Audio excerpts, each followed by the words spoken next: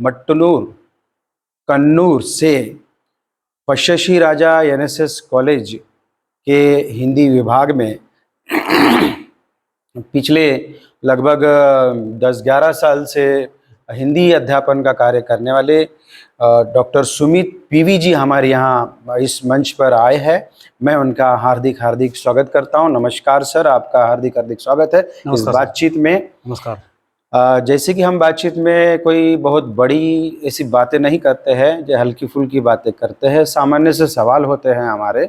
Sir, आप पिछले 2 दिनों से नांदेड़ में हैं, यशवंत महाविद्यालय में के हिंदी विभाग के द्वारा आमंत्रित किए गए थे, तो यहाँ कार्यक्रमों में उन्होंने अपना सहभाग लिया, यहाँ व्याख्यान दिया, छात्रों से रूबरू हुए, यहाँ तक कि नांदेड़ में भी नांदेड़ की यात्रा की। नांदेड़ आने के बाद मेहमान को हम कैसे वंचित रख सकते हैं, नांदेड़ का भ्रमण भी करवाया है।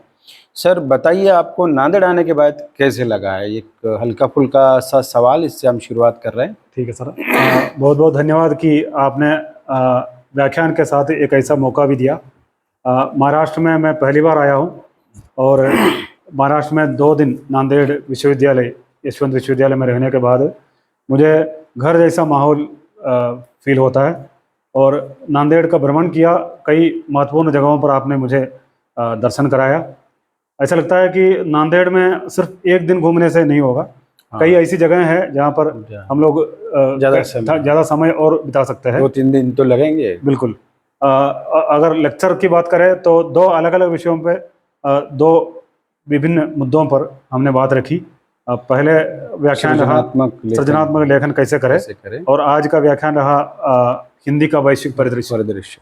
और ऐसा लगता है कि यहाँ के बच्चे बड़े उत्साही हैं और उनको बातें जानने की बड़ी जिज्ञासा बनी रहती है और वो देखते हुए अध्यापक जैसे हम लोग कैसे पीछे रह सकते हैं। हमें और ज़्यादा कुछ बोलने की अध्यापक को तो मौका चाहिए, बोलने का आभास होता है। तो जहाँ छात्र या बोलने का मौका मिल जाता है तो और खुशी महसूस होती है। बिल्कुल बिल्कुल। तो मैं आज का और कल का जो दोनों दिनों के लिए यशवंत महाविद्यालय का आभारी हूँ, क्योंकि ऐसा एक अवसर मिला महाराष्ट्र आने का और उसके साथ साथ यहाँ पर बच्चों से मिलने का मौका मिला है। बिल्कुल। अच्छा, ये नांदेड़ आप आए हैं, आपके मित्र यहाँ रहते हैं। बिल्कुल। साईनाथ साहू जी, हाँ। उनके बारे में कुछ बताइए। उनसे आपकी मुलाकात कैसे हुई, कहाँ क्या था, कैसे? साई भैया, हम उनको साईनाथ साहू नहीं साई भैया बुलाते हैं। साई भैया के नाम से। क्योंकि हमारा परिचय हुआ हैदराबाद विश्वविद्यालय में। हम लोग 2005-8 के बीच में वहाँ पर MA MPhil मैंने किया था और ये मेरे सीनियर रह चुके हैं वहाँ पर वरिष्ठ छात्र के रूप में। इन्होंने MA में 1 साल पहले और MPhil में वहाँ पढ़ाई अच्छी किया करते थे या क्या हुल्लड़बाजी क्या करते थे? बिल्कुल। सभी विद्यार्थी वहाँ पर, अगर आप हैदराबाद यूनिवर्सिटी में एडमिशन लेते हैं तो आप या तो सुधर जाएंगे, नहीं तो फिर या तो बिगड़ जाएंगे। बिल्कुल। मेरे ख्याल से तो हम लोगों ने बड़ी अच्छी मेहनत की है और उसका फल आज हम लोग आपके सामने है। क्या बात है। अभी हिंदी विभाग प्रमुख हमारे संदीप पाइकराव जी से बातचीत हुई, कैसे लगा आपको? संदीप जी तो बड़े सज्जन है। ऐसे बातचीत करने में तो ऐसा फील नहीं हो रहा है कि जैसे देखने में तो थोड़ा गंभीर लगता है, लेकिन बातचीत में ऐसे कोई गंभीरता नहीं दिखाते हैं। सामान्य, हाँ, फ्रीली बात करते हैं। जैसे ये विद्वान व्यक्तियों का जो परिचय होता है, ऐसा नहीं लगता है कि हम और आप पहली बार मिले हैं। हाँ। उसी तरह संदीप जी भी बड़े ऐसे सामान्य। बिल्कुल। और हिंदी विभाग में और एक दूसरा तीसरा आदमी है, डॉक्टर सुनील यादव, उनके बारे में क्या? जैसे कि मैं आपसे पहली बार मिल रहा हूँ, आपसे बातचीत भी पहली बार हुई, लेकिन ऐसा तो नहीं लग रहा कि हम अनजान है। 2 दिन में हम लोग बहुत कुछ जान चुके हैं। और आदमी सिर्फ बातचीत में नहीं, देखने से ही पता चलता है कि किस तरह का आदमी है, किस तरह का व्यक्ति महत्व है। ये बात सही कहा। हैदराबाद से आपकी शुरुआत हुई और फिर वहाँ से PhD आपने किया। PhD कहाँ पर किया? PhD पांडिचेरी में, पांडिचेरी विश्वविद्यालय में। कौन से विषय में किए? PhD में मेरा विषय था अनामिका के साहित्यिक में स्त्री संबोधि। अच्छा, MPhil भी किया आपने? MPhil में अनामिका की कविताओं में स्त्री का विषय है। अच्छा। और PhD में उसको थोड़ा दायरा बढ़ाया, थोड़ा दायरा बढ़ा के बनाया। पहले MPhil किया, बाद में PhD किया। दोनों पांडिचेरी विश्वविद्यालय से? नहीं, MPhil हैदराबाद से है और PhD पांडिचेरी से। अच्छा, अनामिका जी से आपकी बातचीत होती रहती है? बिल्कुल होती रहती है और कभी कभार वो खुद फोन कर लेती है और अपने जो भी आनंद का विषय है। हाँ, उन सब में वो- बातचीत करती है, नई कोई किताब आती है भेजती रहती है। अच्छा, बिल्कुल। और हम भी अपने जो भी लेख है उनको साझा उनको करते हैं। भेजते रहते हैं, बिल्कुल, मतलब एक तरह के दोस्ताना माहौल, बिल्कुल ममत्व का, वात्सल्य का माहौल। उनकी उम्र में अभी तो बहुत बड़े बिल्कुल। हाँ, होंगे, शायद 60-65 के आसपास उनकी उम्र है। 65 के आसपास।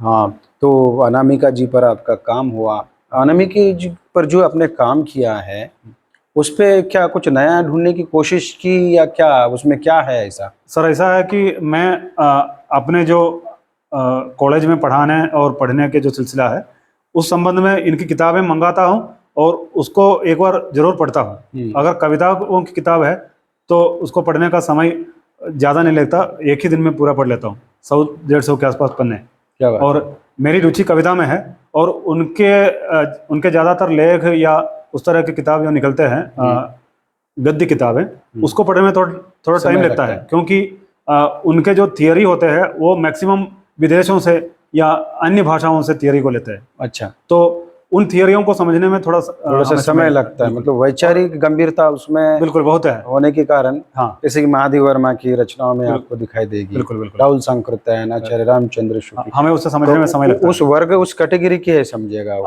अनामिका उससे थोड़ा आगे है। क्या बात है, उससे आगे है? बिल्कुल। ये तो बहुत बड़ी बात है ये। और साहित्य अकादमी विनर है, तो हाँ, हम उस तरह से सोचेंगे। क्या बात है, ये तो बहुत बढ़िया बात है, इस तरह से काम करना कठिन विषयों पर। बिल्कुल तो एक नए तरह का ही काम होता है, और उसको पहले पढ़ना, समझ के लेना, और उस पर नया काम करना। तो ये तो पीएचडी का काम हुआ। और किसी का भी लक्ष्य होता है कि जो एमए करता है, एमफिल करता है, पीएचडी करता है, कि वो सोचता है कि अध्यापक बने। ठीक है सर। तो ये अध्यापक बनने का सफर बताइए आप जरा, कहाँ से शुरू हुआ? सर मेरे जीवन में मैंने 2005 में एमए शुरू किया, 7 में एमए पूरा किया, 8 में, उस समय एमफिल 1 साल का था, 8 में एमफिल पूरा किया, 8 से 10 में पीएचडी पूरा किया। 10 जनवरी 10 तारीख को मेरा पीएचडी अवार्ड हो गया। क्या बात? और 10 जनवरी जून में मैंने ज्वाइन किया अध्यापक के रूप में तलसेरी, कन्नूर, केरला में ब्रंडन कॉलेज में गेस्ट लेक्चर के रूप में। अच्छा, गेस्ट लेक्चर के रूप में ज्वाइन हुए आप? 2 साल के लिए एडहॉक वैकेंसी पे था। और वहाँ पर ज्वाइन करते जून से लेकर मैंने दिसंबर तक वहाँ पर काम किया। और दिसंबर में मेरी नौकरी बैंक ऑफ बड़ौदा में हिंदी अधिकारी के रूप में हुआ। अच्छा, आप हिंदी अधिकारी बन गए? बिल्कुल। मतलब हिंदी में जो कहा जाता है कि रोजगार के अवसर, बिल्कुल सर। तो हिंदी अधिकारी भी एक हाँ, नौकरी मैंने कल है, उनको बताया तो बच्चों को, बैंक में होती है, हिंदी तो अधिकारी। उसमें आप लग गए। कितनी तनख्वाह होती है उसकी? लगभग आपको शुरुआत में, उस समय 2013 की बात है, 12 की बात है, उस समय आपको सब कुछ अपना कटने के बाद लगभग 40,000 रुपया हाथ में मिलते थे उस समय मिला करते थे। अभी कितना होगा? अभी लगभग, अगर मैं बैंक में रहता तो मेरी कमाई अभी 1.5 लाख के आसपास, 1.5 लाख के आसपास हो जाए एजीएम के रूप तो में। वो छोड़ के आप वापस अध्यापक बनने के सर लिए? ऐसा है कि मैं पहले से अध्यापक की नौकरी के लिए कोशिश करता था, यानी आपका था बैंक गलती से पहुंच गया। क्योंकि हर कोई चाहता है रोजगार मिले, वो पैसे कमाना शुरू करे, शायद इसीलिए आप पढ़ाई के बाद पहली नौकरी है, तो हमने सोचा कि पहले नौकरी ज्वाइन कर ले, बाद में हम, क्योंकि आजकल ऐसा होता है कि जो पीएचडी नेट सेट करता है तो सिर्फ अध्यापक बनने के पीछे लगता है, दूसरी नौकरी करना नहीं चाहता। लेकिन आपका एक चरित्र बताता है, व्यक्तित्व बताता है कि दूसरी नौकरी करते हुए अपने लक्ष्य को कैसे पूरा किया जाए। उसके बाद सर आपने सही कहा कि मेरा लक्ष्य तो हमेशा अध्यापन ही रहा। हाँ, और मैं छात्र रहते हुए उस समय भी ट्यूशन और कई जगहों पर पढ़ाने का काम करता था। मतलब ट्यूशन लिया करते थे, सर। निजी कक्षा पढ़ाया करते थे। हैदराबाद में एमए एमफिल करते वक्त भी मैंने ट्यूशन का कार्य किया। क्या बात है, मतलब पढ़ते हुए आप ट्यूशन लिया करके? कौन से बच्चों को पढ़ाते थे आप? उस समय तो 8वीं 9वीं कक्षा के बच्चों को। अच्छा, कक्षा के बच्चों को क्या पढ़ाते थे? हिंदी। हिंदी। बिल्कुल। अच्छा, दक्षिण में हिंदी का थोड़ा सा कमजोर बच्चों की रहती है। हाँ, कमजोर रहते हैं, लेकिन सर जो पढ़ने वाले बच्चे होते हैं उनकी हिंदी के प्रति बड़ी रुचि है। हाँ, आप तमिलनाडु की बात करें या केरल की बात करें, वहाँ पर 4th क्लास से हिंदी शुरू है, हिंदी पढ़ना और पढ़ाना। लेकिन अगर मेरे ख्याल से उनको अगर 1st क्लास से हिंदी को पढ़ाना शुरू करेंगे तो बच्चा और ज़्यादा काबिल बन पाएंगे। जी जी, बिल्कुल सही है, ये कमी है। बिल्कुल। और कहा भी जाता है कि 9 साल तक जो बच्चे हैं वो विश्व की किसी भी भाषा को जल्दी सीख लेते हैं। तो आपने सही कहा है कि पहली कक्षा 1 से अगर हिंदी पढ़ाना शुरू करेंगे तो अवश्य ही इसका परिणाम अच्छे होंगे। बिल्कुल सर। भले चौथी क्लास से अगर होता है तो भी ठीक है। ठीक है। तो वहाँ हिंदी की स्थिति लगभग ठीक है, ऐसा ही हम मतलब अच्छी है, बिल्कुल ऐसे हम कह सकते हैं। बिल्कुल बिल्कुल। तो आपने हिंदी की इसमें अच्छा योगदान देना भी शुरू किया और रोजगार भी वहाँ से शुरू किया, फिर राजभाषा अधिकारी बने और वहाँ से वापस फिर राजभाषा अधिकारी के रूप में मैंने 2-2.5 साल काम किया। हम्म, हैदराबाद में क्षेत्रीय कार्यालय में मेरा वहाँ पर ज्वाइनिंग हुआ था। अच्छा उसके बाद मेरा ट्रांसफ़र हुआ वहाँ से लगभग 3 महीने बाद कोयम्बटूर। और हाँ, कोयम्बटूर, अच्छा। कोयम्बटूर जबकि घाट क्षेत्र में आता है, सी रीजन में, वहाँ पर हिंदी का बैंक में कार्यान्वयन कराना बड़ा मुश्किल काम है। अच्छा। क्योंकि अब मानसिकता उस समय भी उसी तरह की थी कि आप लोग हिंदी में क्यों काम करेंगे, हम लोग तमिल में करेंगे, अंग्रेजी में करेंगे, हिंदी में क्यों करेंगे। अच्छा, मतलब ऐसे ही हिंदी पोस्ट विरोधी वातावरण था वहाँ हाँ, पे, तब भी था। और ऐसे विरोधी वातावरण में आपने काम किया है। बिल्कुल सर। उस समय मैंने क्या किया कि एक तरीका अपनाया कि तमिल के माध्यम से हिंदी पढ़ाना शुरू किया बैंक में। हमारा काम वही था कि हाँ, आप उन कर्मचारियों को हिंदी सिखाइए जिसका कार्य साधा ज्ञान ना हो, हाँ, और उनको अपना नाम, अपने फाइल के ऊपर फाइल का नाम लिखना हिंदी में सिखाया, हिंदी में सिखाया। और तमिल के माध्यम से सिखाया। ऐसे विरोधी वातावरण में आपने हाँ, उनको तो मतलब कई लोग फिर भी हमसे नफरत करते थे कि हिंदी अधिकारी क्या करना है, अरे क्या, आपसे हम बात नहीं करेंगे। हाँ, फिर भी हमने बड़ी कोशिश की। आपका यहाँ कोई काम नहीं है, भेजा हुआ है। बिल्कुल 2 साल तक हमने कोशिश की, अंत में जाके 80% हम उसमें बड़ी जीत हासिल की। सफलता मिली हाँ, है। मिली है। मतलब और आपने प्रेम से, ज्ञान से उनका दिल जीतने का कोशिश बिल्कुल सर, की है। कई लोग मेरे बैंक छोड़ने के बाद भी अभी भी मेरे कांटेक्ट में है, हाँ, जो जिन्होंने हिंदी का कार्यसाधक ज्ञान प्राप्त किया। और वो हिंदी में बात करते हैं हाँ, अभी आपसे। हिंदी में बात करते हैं और टूटी फूटी हिंदी में बात करते हैं, फिर भी ठीक है। ऐसे वातावरण में जहाँ कोई हिंदी बोलना ही नहीं चाहता, हिंदी अधिकारी को पसंद नहीं करता कि आपका कुछ काम नहीं, वहां जाकर आपने हिंदी के बीज का रोपण किया, वृक्ष बनाया, हमने हिंदी की तो उसी का परिणाम अभी मैं देख रहा हूँ सर। वो लोग अभी भी फोन करते हैं। मेरा बैंक छोड़े हुए लगभग 14 साल हो गए। हाँ, अभी फोन करके मुझसे बातचीत करते हैं। आज मेरा जन्मदिन है, आज भी उन लोगों का फोन आया। अरे क्या बात है, जन्मदिन की बहुत बहुत बधाई। और जन्मदिन के अवसर पर आपसे बातचीत हो रही है, बहुत बड़ी उपलब्धि है। बिल्कुल। तो देखिए क्या बात है कि आज बातचीत के दिन ही जन्मदिन है, मुझे भी पता नहीं था, बातचीत के दौरान पता चला। और अक्सर ऐसा ही होता है कि बातचीत के माध्यम से नए नए जो विचार है या बातें वो पता चलने लगती है। और देखिएगा कि भाषा का विरोध क्यों, अब दक्षिण में शुरू से ही हिंदी का विरोध होता रहा। अब महाराष्ट्र में भी जब राजनीति चलती है तो मुंबई में भी देखिएगा कि भाषा का विरोध चलता है, राजनीति इसमें दिखाई देती है। कहीं ना कहीं अच्छे लोगों की आवश्यकता है, जैसे कि आपने विरोधी माहौल में हिंदी को प्रस्थापित करने का काम किया। भविष्य में ऐसे ही आगे बढ़ते रहे। सुमित जी की खास बात यह है कि वो बाद में आगे चलकर वे पश्चिमी राजा एनएसएस कॉलेज में अध्यापक बने। मेरे ख्याल से जून 2014 में आप वहाँ पूर्णकालिक अध्यापक बने और तब से लेकर अब तक सहयोगी आचार्य के रूप में कार्य कर रहे हैं। वहाँ के कॉलेज का क्या अनुभव है आपका, कि क्या मतलब कैसे छात्र का वगैरह सर का? मैं अगर बैंक और कॉलेज के अध्यापन की तुलना करूं तो मेरे लिए शुरुआती दिनों में कॉलेज सबसे बेस्ट लगता था। बैंक की नौकरी तो एकदम आपका तकनीकी नौकरी है या फिर कहे तो यांत्रिक नौकरी है।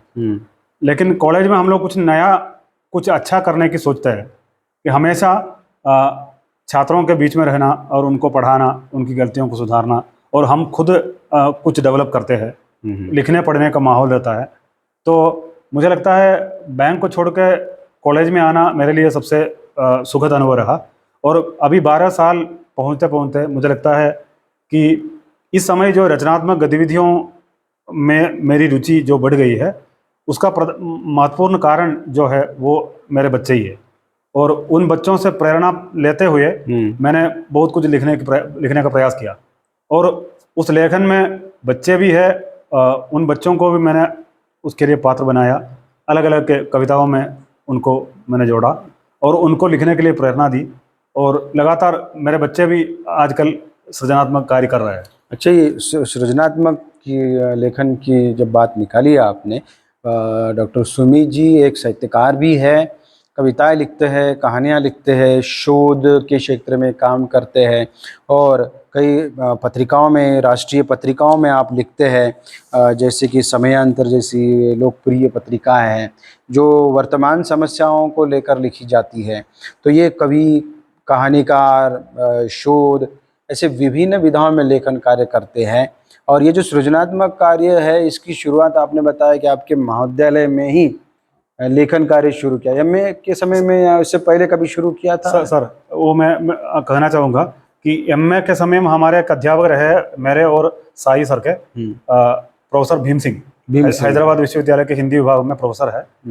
उनकी प्रेरणा से मैंने सबसे पहले 2015 में एमए के तीसरे सत्र में एक लेख लिखा। मड़ई एक पत्रिका है, कालीचरण यादव बिलासपुर से, लोक पर एक ही पत्रिका है हिंदी में, साल में एक बार निकलती है। अच्छा। हाँ, फोक लिटरेचर, लोक साहित्य। हाँ, संपूर्ण भारतवर्ष के सभी राज्यों से महत्वपूर्ण लेखों का संग्रह करके निकालते हैं। तो कालीचरण यादव की इस पत्रिका के लिए मैंने केरल की लोक कला तेय्यम पर एक लेख लिखा। अच्छा। तो उसके बाद फिर अगले साल उनका फोन आया कि आप इस बार अलग से किसी विधा पर लिख के दीजिए। तो फिर मैं कथकली पर लिखा। इस तरह वो लिखने का प्रयास हर साल होता रहा। उस बीच लेखन कैसे करना है, उसको पत्रिका के लिए कैसे सजाना है, उसको प्रकाशित कैसे करना है, इन सारी बातों पर मैं धीरे धीरे रिसर्च करता रहा। और ऐसी एक रुचि बनी रही कि मैंने क्या किया, उस समय मलयालम से या किसी अन्य भाषाओं से, तेलुगु, तमिल से कहानियों का अनुवाद कर हंस जैसी पत्रिकाओं को भेजने की गलती की। और मुझे अफसोस है कि सबसे पहले राजेंद्र यादव का एक पोस्ट कार्ड मिला कि उसमें लिखा था, आपकी रचना हमारी पत्रिका के अनुरूप नहीं है, आप कहीं और भेजने के लिए स्वतंत्र है। कई बार भेजने पर रचनाएं लौट आती है, मुझे बड़ा दुख लगता था, लेकिन फिर भी मैंने हार नहीं मानी, भेजते रहे। लगभग ये मड़ई में तो साल में एक लेख तो जरूर छपता, लेकिन अन्य कई पत्रिकाओं में कई बार भेजने के बाद, लगभग 1 साल 2 साल बीतने के बाद फिर रचनाएं छपने लगी धीरे धीरे। हाँ, एक बार आप एस्टैब्लिश हो जाएंगे, स्थापित हो गए, हाँ, तो फिर तो आपको पीछे मुड़ के देखने की जरूरत नहीं पड़ेगी। मैं अपने ही अनुभव आपको बताऊं कि अभी हंस में, वर्तमान साहित्य में, वागर्थ में, समयांतर में मैं लगातार छप रहा हूँ। और हाँ, हंस में आती है, वागर्थ में अनुवादित कहानियाँ, और मैं मलयालम में मूल रूप से कहानियाँ लिखता हूँ। और उसका अनुवाद करके हंस में भेज रहा हूँ। और वो कहानियाँ छपती है, और वागर्थ में कविताएं छपती है, वर्तमान साहित्य में कविताएं छप गई है। और समयांतर में मैं पिछले मैं अपने एमए के अंतिम सेमेस्टर से लेकर समयांतर में लिखता हूँ, लेकिन अभी पिछले 1 साल से लगातार हर अंक में 1 या 2 लेख उसमें जरूर लिखता हूँ। वो सामयिक विषयों पर लेकर लिखते हैं। अभी इस महीने में भी मैंने अपना 2 लेख उसमें शेयर किया है समयांतर में। ये है कि रचनाएं लिखने में और उसको प्रकाशित करने में मैं उसी तरह की अनुभूति अभी भी एहसास करता हूँ कि हाँ, मैं पहली बार लिख रहा हूँ। इस तरह से आप लिखते हैं। बिल्कुल। देखिएगा कि सुमित जी के संदर्भ में सृजनात्मकता की बात जब कर रहे थे हम, कविता, कहानी या शोध तो लिखते, साथ में अनुवाद कार्य पर भी बहुत अच्छी पकड़ है उनकी। और अनुवाद में जब वो काम करते हैं तो मुझे लगता है कि वागर्थ के भाषा परिषद बिल्कुल के द्वारा उन्हें 2014 में उन्हें सम्मानित किया गया था अनुवाद के लिए। और आज अनुवाद की बहुत मांग है, डिमांड है। और प्रांतीय भाषाओं में जो लिखा जाने वाला साहित्य है, उसे हम पढ़ते नहीं, क्योंकि हमको भाषा पता नहीं है। जिस भाषा को हम जानते हैं, यदि उस भाषा में उसका अनुवाद किया जाए तो वो हमको आसानी से समझ में आता है। तो हिंदी हम जानते हैं, तो डॉक्टर सुमित पीवी जी अनुवाद का काम उन्होंने मलयालम भाषा में जो कहानियाँ लिखी गई, कविता लिखी गई है, उसको हिंदी में अनुवादित करते हैं। हंस जैसी पत्रिका जिसमें कई बार लौटाया गया, हंस में छपना बहुत बड़ी बात है। हंस में छप गया, वर्तमान साहित्य में छपता है। वागर्थ जैसी लोकप्रिय पत्रिका जो कलकत्ता से निकलती है, समयांतर जो पत्रिका है, ऐसी पत्रिकाओं में लेखों का, कविता, कहानियों का जो छपना है, ये कोई सामान्य बात नहीं होती है, बहुत बड़ी बात है। और अनुवाद को लेकर खासकर उनका अच्छा काम रहा है। तो वो अलग अलग पत्रिकाओं में छप रही है, तो लगभग 4 से ज़्यादा पत्रिका में छप रही है। और भी मुझे लगता है कि आप भेज रहे होंगे। सर, भाषा पत्रिका है केंद्रीय हिंदी निदेशालय की, उसमें अभी हाल ही में सितंबर माह के अंक में एक कहानी, अनुदित कहानी छपी है। क्या बात है। अच्छा, ये जो आप भेजते हैं तो क्या स्वांत सुखाय के लिए भेजते हैं, या फिर यश प्राप्ति के लिए, या पैसे भी कमाने के बारे में कुछ सोचते हैं इसमें? सर, मैं अभी छात्रों के लिए बताऊं कि इसमें तीनों बात शामिल है। जैसे स्वांतः सुखाय सबसे बड़ी बात है कि जो व्यक्ति अनुवाद करने की रुचि रखता है या सृजनात्मकता उसमें है, उसको जरूर लिखना चाहिए। अंदर दबा के कब तक रखेंगे? कब तक रखेंगे? आप ये जरूर बात सही। लिखिए, उसको लेखनीबद्ध कीजिए, तब जाके दूसरों को पढ़ने दीजिए, और उसमें अगर सुधार की गुंजाइश है तो वो भी कर लीजिए, तब प्रकाशन के लिए भेजिए। आप अपने परिचित एक ग्रुप को बनाइए और उनको पढ़ने दीजिए, उनके रिस्पॉन्स देखिए, तब उनको अगर हाँ ठीक लग रहा है तो फिर आप आगे बढ़िए। मैं हमेशा अपनी रचनाओं को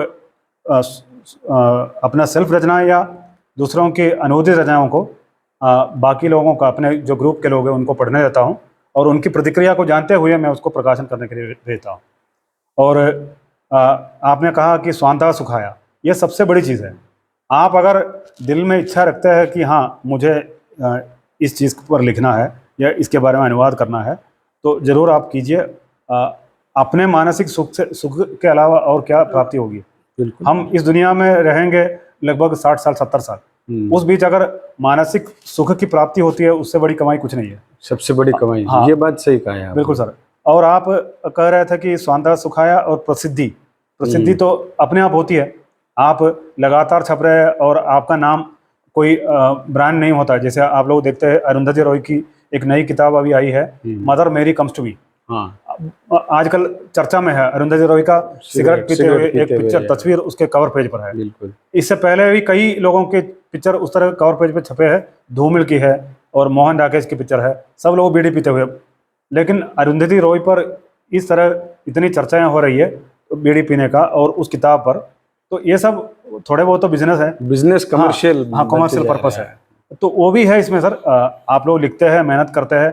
एक लेख लिखने के लिए लगभग 15-20 दिन की आपकी मेहनत है, मेहनत साधना लगती है। आप सामग्री जुटाइए, उसके बाद उसको पढ़िए, उसका पॉइंट बनाइए, उसको ब्रीफ कीजिए, उसको लिखिए और उसका सुधार कीजिए। कई सारे प्रोसेस के बाद ये एक लेख के रूप में पत्रिकाओं में छपते हैं, ऐसे वैसे नहीं छपते हैं।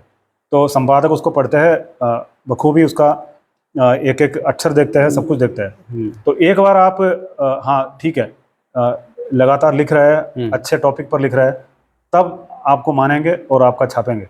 और आजकल ये भी हो गया कि मैं 28 तारीख महीने का 28 तारीख तक भी अगर नहीं भेजता हूँ तो उनका फोन आता है। क्या बात है। तो पूछते हैं, समय था कि आपकी रचनाएं लौटाई जाती थी। अब आपको फोन आता है कि आप कब रचनाएं भेज रहे हैं। तो 28 को जब वो बैठते हैं प्रेस में कि आपके लिए कॉलम खाली है, कब भेज रहे हैं, जल्दी भेजो। हाँ, तो 28 के रात में मैं लगातार 8 बजे से लेकर 2 बजे तक बैठ के फिर कंप्लीट करता हूँ। सुबह 7 बजे तक उनको भेज देता हूँ, तब उनका मैसेज आता है ओके, तो वो 30 तारीख को छप जाती है।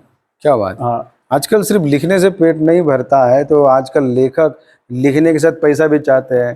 तो वो कभी अनायास स्वांतः सुखाय के साथ मिल जाता है, कभी प्रयास के साथ मिलता है। आप जब लिखते हैं तो आपको भी मिलता है पत्रिका की ओर से? पत्रिका की ओर से मानदेय तो देते ही है, पारिश्रमिक तो देते हैं, लेकिन सभी पत्रिकाएं नहीं, कुछ जो सरकारी पत्रिकाएं हैं उनसे हमें जरूर पैसा और आर्थिक ये मानदेय तो प्राप्त होते हैं। आप जो आदमी अनुवाद पर काम करना चाहते हैं या जो खुद के अपनी रचनाएं भेजना चाहते हैं, वो जरूर भेजे, क्योंकि पत्रिकाओं को रचनाओं की बड़ी जरूरत है। वो हमेशा मुझसे कहते हैं कि कोई भेजता ही नहीं है, भेजता नहीं। हाँ, अगर भेजते हैं तो उस तरह की रचनाएं भेजते हैं जो हम छाप नहीं सकते। तो आप एक काम कर लीजिए, 3-4 बार हमारी पत्रिकाओं को पढ़िए या 3-4 अंक को पढ़िए और उसको देखिए कैसी भाषा है, कैसी रचनाएं हैं, किस तरह के विषय है, उनको समझिए और उसके बाद फिर आप एक काम कर लीजिए, हमारे लिए लिखिए, तब हम उसको बिना सोचे छापेंगे। और अभी हाल ही में मेरी सही है कि पहले पढ़िए, देखिए और स्तर देखकर फिर लिखिए। हाँ ये सर। और हाल ही में अभी भाषा पत्रिका की संपादक एक महोदया है, उनसे मेरी बात हुई, तो उन्होंने कहा कि दक्षिण भारत के लोगों में लिखने पढ़ने में बड़ी रुचि है, लेकिन कोई एक आदमी भी उन पठित रचनाओं को अनुवादित करके हमारे लिए भेजते नहीं है। हाँ, हम चाहते हैं कि मलयालम, तमिल, तेलुगु, कन्नड़ या कोई भी दक्षिण भारतीय भाषाओं से रचनाएं हिंदी में अनुवादित होकर आए और उसे छापे, लेकिन कोई सिर्फ नाम के लिए 1-2 रचनाएं आती है। लेकिन यहाँ बहुत सारे लोग लिखना चाहते हैं, पत्रिका में छपना चाहते हैं, अब उन्हें पता ही नहीं है कि अनुवाद कहाँ भेजना चाहिए या उससे कुछ पैसे की कमाई होती है, कौन सी पत्रिका को भेजना चाहिए, रचना कैसे भेजनी चाहिए, ये उन्हें पता ही नहीं है। बिल्कुल सर। आप थोड़ा बताइए क्या कैसे कौन सी पत्रिकाओं को भेजना चाहिए। सर अगर कविता, कहानी, लेख या कुछ भी है, आप निश्चिंत होकर भाषा पत्रिका को भेजिए। भाषा पत्रिका हाँ, को। भाषा का आप ऑनलाइन में सर्च करेंगे भाषा केंद्रीय हिंदी निदेशालय, उसमें आ जाएगा। और वागर्थ को भेजिए, जरूर छापेंगे। और अगर स्तरीय लेख है, समकालीन विषय है तो आप समयांतर को भेजिए। समयांतर, बिल्कुल, उसमें भी आ जाएगा। और इसके अलावा समकालीन भारतीय साहित्य केंद्रीय साहित्य अकादमी की पत्रिका, उसमें 2 मासिक है, हर 2 महीने में एक बार निकलती है। अच्छा। उसमें भी अनुवाद छापते हैं, सभी भारतीय भाषाओं का अनुवाद छापते हैं। आपको एक कहानी के लिए 2,000 रुपया 3,000 रुपये के आसपास मिल जाएगा। क्या बात, कहानी के लिए 2-3 हजार रुपये मिलता है लिखने के लिए आपको, और आपके मूल लेखक को, मूल लेखक को भी मिलते हैं, मतलब जिसका अनुवाद किया जाए। हाँ, तो इसमें दोनों का फायदा है। तो नए सृजन करने वाले युवक कह सकते हैं या नए लेखक हैं जिनको पता नहीं है, एक तो बेरोजगार से जूझ रहे हैं, तो लिखने में कहीं ना कहीं वो छूट जाता है। तो लिखने में तब और आनंद की प्राप्ति होती है जब धन की प्राप्ति हो रही है। बिल्कुल। तो ये आपकी बात उनके लिए ज़रूर मार्गदर्शक सिद्ध होगी। जरूर सर। तो मुझे भी इस संदर्भ में मैं भी भेजा करता था, मतलब भेजता हूँ। हाँ। इंद्रप्रस्थ जैसी पत्रिका में, साहित्य अमृत में मैंने भेजी है, उसमें मेरी छपी है, उन्होंने मानधन भेजा है। लेकिन और भी बहुत सारी कौन कौन सी पत्रिका है जिसको भेजना चाहिए ये पता नहीं था। तो आपके जरिए भी कुछ पत्रिकाएं मुझे पता चली है। बिल्कुल सर। तो जब भी कोई बातचीत होती है, बातचीत के माध्यम से कुछ नई जानकारी, सामने वाले को कुछ नया मिल रहा है क्या, उसके उपयोगी है क्या। तो ये आपकी बात जो पत्रिकाओं में साहित्य छपना, उससे एक तो आपका छप रहा है, यश की प्राप्ति हो रही है और धन की भी प्राप्ति हो रही है। एक नई बात वहां से सीखने मिली है। जीवन में एक मनुष्य कर्मठ होना चाहिए और लगातार प्रयासरत होना चाहिए। कर्मठता देखिएगा डॉक्टर सुमित जी की, कि वो एमए से ही जब पढ़ने के लिए थे तो बच्चों को पढ़ाया करते थे। उन्होंने ये नहीं जिद पकड़ी कि मुझे बस कॉलेज पे करना है।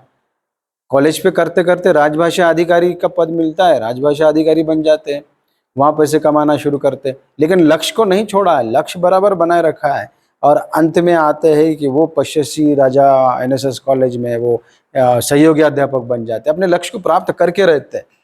और यहाँ तक वो सीमित नहीं रहते, छात्रों के साथ रहते हैं, छात्रों से प्रेरणा ग्रहण करते हैं, उनको लेकर कविताएं लिखते हैं, उन पर लिखते हैं। अभी कहा कि कविताएं उन पर लिखी हुई है। और शांत बैठने वाले, और वो अध्यापक ही क्या जो समय की परिभाषा ना करे, समय के साथ ना चले। और ये अध्यापक विभिन्न पत्रिकाओं में छपता है, लगातार आगे बढ़ते जा रहा है। समयांतर जैसी पत्रिकाएं में कई कुछ पत्रिकाओं ने उन्हें उनकी रचनाओं को रद्द कर दिया। हंस पत्रिका ने तो बार बार भेज दिया है, लेकिन अब समय है कि समयांतर जैसी पत्रिका के मुख पृष्ठ पर उनके लिखे हुए जो आलेख है, शोध आलेख, वो उसका शीर्षक मुख पृष्ठ पे आ जाता है। यानी कर्मठता देखिए, जो लगातार परिश्रम करता है उसको सफलता मिलती है। और सर ने एक बहुत अच्छी बात बताई सुमित जी ने, कि आपको बस शुरुआत में संघर्ष करना पड़ता है, आपकी रचनाएं लौटाई जाएगी। लेकिन एक बार आप स्थापित हो गए तो फिर आपको आपके बारे में, मतलब जो रचनाएं आती है उसको छाप दिया जाता है, क्योंकि वो पता है। और कोई भी पत्रिका ऐसे ही कोई किसी को भी छाप नहीं देती है। सुमित जी ने कहा कि वो एक एक शब्द पढ़ते हैं। बिल्कुल सर। मतलब संपादक पहले आपकी परख करते हैं, एक बार उनकी परख में आ गए कि हाँ ये अच्छा लिखता है। और लिखते समय एक बात बहुत अच्छी बताई कि आप पहले पत्रिका पढ़ो, 2-3 पत्रिकाएं पढ़ो, रचनाएं पढ़ो, उसके स्तर को देखो और फिर लिखो। हमारे पास तो रचनाएं आती नहीं है, आती भी है तो उस स्तर की नहीं आती है। सुमित जी ने बहुत अच्छी अच्छी बातें बताई अपने इस बातचीत के माध्यम से। सुमित जी कविताएं लिखते हैं, कहानियां लिखते हैं। कोई कविता कोई याद है आपको, आपकी खुद की लिखी हुई या किसी और की जो आपकी पसंद की है, आप बोलना चाहेंगे? हाँ, मैं हमेशा कुछ पंक्तियां याद करता हूँ। देखा मैंने उसे इलाहाबाद के पद पर, निराला जी। हाँ, बहुत तोड़ती पत्थर। देखा मैंने उसे इलाहाबाद के पद पर, सामने तरुमालिका अट्टालिका प्राकार, गुरु हथौड़ा हाथ करती बार बार प्रहार है, सामने अट्टालिका। बिल्कुल बिल्कुल। ये निराला की पंक्तियां मुझे बड़ी प्रेरणा देती है। हाँ। क्योंकि जिसका कोई नहीं है वो खुद संघर्ष करने के लिए प्रेरित होते हैं। बिल्कुल, और बिल्कुल। वो जो महिला है वो सड़क के किनारे बैठकर पत्थर तोड़कर गिट्टी बनाने का जो काम करती है, वो सबके लिए प्रेरणादायक है। सबके लिए, खुद का पेट भरने के लिए भरी दोपहरी में बिल्कुल बिल्कुल। बिना पत्ते वाले पेड़ के नीचे पत्थर फोड़ने का काम कर रही है। उसके सामने जो इलाहाबाद के जो बिल्कुल बड़ा भवन है, बड़े बड़े वो भवन है, सत्ता का प्रतीक है। सत्ता का सत्ता प्रतीक हमेशा है। देखते रहता है कि कौन आदमी क्या कर रहा है, हाँ। लेकिन उसकी मदद कभी नहीं करता। मदद कोई नहीं करता, बिल्कुल बिल्कुल। एक बहुत तो- अच्छी कविताएं भी आपकी बड़ी पसंदीदा कविताएं है ये। बिल्कुल सर। और कोई रचना आपकी पसंदीदा, या मलयालम का कोई गीत आप हमारे सम्मुख बोलना चाहेंगे? मलयालम अगर में सर एक मुरुगन काटाकड़ा एक कवि है, उनकी एक 2-3 पंक्तियां मैं सुनाऊंगा कि मंगिया काഴ്ചകൾ कंडु मड़तु कन्नड़ वेणम। मतलब इस दुनिया के धुंधले जो दृश्य है उसको देखते हुए मेरी आंखें चली गई है, आंखों की रोशनी चली गई है, अब मुझे चश्मा पहनने की जरूरत है। क्या बात है। हाँ, तो लेकिन इसमें चश्मा और आंखों की रोशनी ये सब सिर्फ बिंब है। आप समझिए उसके अर्थ को कि हाँ, ये सामाजिक अव्यवस्था से लेखक इतना बिल्कुल, तंग आ चुका है बिल्कुल। कि जैसे नवीन चंद्र शर्मा जी, क्या वो कभी कुछ ऐसी तान सुनाओ में सब हाँ उथल हाँ, पुथल करना बिल्कुल चाहते हैं, बिल्कुल बिल्कुल। और उथल पुथल करके नई सृष्टि का निर्माण करना, क्योंकि वो तंग आ चुके हैं। मुझे लगता है कि ये मलयालम वाले जो कवि है, ये भी तंग आ चुके हैं, बिल्कुल सर। इसीलिए वो ऐसा चश्मा पहनना चाहते हैं कि बस मुझे बस अच्छा देखना है, बस। या मैं देखना ही नहीं चाहता। बिल्कुल। बहुत बढ़िया मलयालम के। अच्छा, ये बताइए, मलयालम से याद आया, अभी हमारा अंतिम सवाल है, सवालों में है, समझिएगा। आजकल मलयालम में क्या लिखा जा रहा है? सर मलयालम में लोकप्रिय साहित्य तो खूब बिक रहा है, किताबें, और उसमें है एक निम्ना विजय की എനിക്ക് ഏറ്റവും പ്രിയപ്പെട്ട എന്നോട്, मुझे सबसे प्रिय मुझसे, वो एक किताब है। और एक राम केयर ऑफ आनंदी करके एक अखिल पी धर्मजन की किताब है, जिसको अभी हाल ही में केंद्रीय साहित्य अकादमी का युवा पुरस्कार मिला। क्या बात है। हाँ, राम केयर ऑफ आनंदी उसी किताब के लिए मिला राम उसको। Care of Anandi. हाँ, पल्प फिक्शन के नाम पर जाना जाता है। उतनी मतलब गंभीरता से लिखी नहीं गई है, लेकिन अभी युवाओं के लिए सबसे बेस्ट किताब है, उसके रूप में माना जा रहा है। और मुझे लगता है 20 या 24 संस्करण उसका निकल चुका है किताबों। क्या बात, 24 संस्करण? और हाँ, तो आज बिक जाती है हाँ किताब। सर, हाँ, लगभग 5 साल के अंदर 24 संस्करण। और उसका हिंदी में आया है? अभी नहीं आया, उसके वो सब अनुवाद करने के लिए कोई मिल ही नहीं रहा है। ये एक बड़ी समस्या है कि जिन किताबों को वहाँ पर बेस्ट सेलर के रूप में माना जा रहा है, उनका किसी अन्य भाषा में अनुवाद हो ही नहीं रहा है। हाँ, ये बात है कि अंग्रेजी में उसका अनुवाद हो रहा है, लेकिन हिंदी में नहीं हो रहा है। और कई किताबें हैं, तो मैंने अभी कई किताबों का अनुवाद करना शुरू किया है, लेकिन अकादमिक व्यस्तताओं के कारण उसको पूरा नहीं कर पा रहा हूँ। हिंदी से मलयालम में एक किताब का अनुवाद कर, छप्पर, जो जयप्रकाश करदम की किताब है, उपन्यास है, उसका अनुवाद लगभग हो चुका है। और मलयालम से हिंदी में 2 उपन्यासों का मैंने अनुवाद लगभग किया है, पूरा नहीं हुआ है। एक तपोमयी के अच्छन, अच्छा, हाँ, उस तरह के एक अच्छन मतलब पिता, और एक और है कल्याणी और दाक्षायणी की कहानी, ये भी है। दोनों किताब अभी लगभग पूरा होने को है। मैं लगातार काम करने का सोच रहा हूँ, लेकिन कुछ अन्य व्यस्तताओं के कारण अभी 5 दिन के लिए यहाँ पर आया महाराष्ट्र में, फिर अभी लौट के फिर अपने कॉलेज में जाना है। तो सैटरडे संडे 2 दिन हमारे पास रहता है, तो उस दिन कुछ लिखने पढ़ने का काम होता है। अच्छा, तो इस तरह काम आगे बढ़ता रहता है। क्या बात। अच्छा, अब ये हमारा अंतिम सोपान है कि किसी भी कार्यक्रम का समापन गीत से होना चाहिए। ठीक है। आपका कोई पसंदीदा गीत? आप हर कोई गुनगुनाता है, बाथरूम सिंगर होता है या गा लेता है, फटे हुए साउंड में बोल सकते हैं। हाँ। आप अपने मन पसंदीदा कोई गीत गुनगुनाइए और कार्यक्रम का समापन करते हैं। कभी कभी मेरे दिल में ख्याल आता है कि जैसे तुमको बनाया गया है मेरे लिए, कि अब से पहले तू सितारों में बस रही थी कहीं, तुझे ज़मीं पर बुलाया गया है मेरे लिए। धन्यवाद, बहुत बहुत धन्यवाद। आज की बातचीत में डॉक्टर सुमित पीवी, जो केरल के मटनूर कन्नौर से आए थे, उनसे बातचीत हुई। लगभग मुझे मेरे ख्याल से लगता है कि आधे घंटे के ऊपर हमने बातचीत की विभिन्न विषयों को लेकर, या जितने छोटे छोटे जितने विषय हो सकते थे उसको हमने संक्षिप्त रूप में समेटने का प्रयास किया। अगली बार जब भी मुलाकात होगी, नए नए विषय को लेकर हम उनसे बात करेंगे। तब तक के लिए नमस्कार। नमस्कार सर, धन्यवाद आपका, नमस्कार। धन्यवाद।